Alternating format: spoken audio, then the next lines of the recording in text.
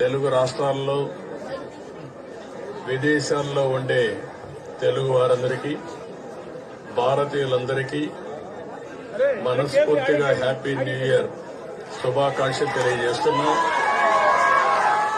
ఈరోజు దుర్గమ్మ తల్లి దర్శనానికి వచ్చాను. వాళ్ళకంటే ముందు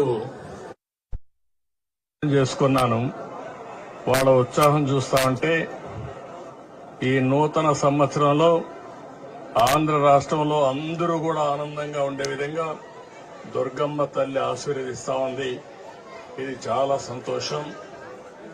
ఇలాంటి కార్యక్రమాలు చూసినప్పుడు ఏదైతే ప్రజలందరూ ఉన్నారో వాళ్ళందరినీ ఆరోగ్యపరంగా ఆనందంగా ఆదాయాన్ని పెంచుతూ అందరినీ సుఖ సంతోషాల్లో పెట్టాలనే ఆలోచనతో ముందుకు పోతున్నాం.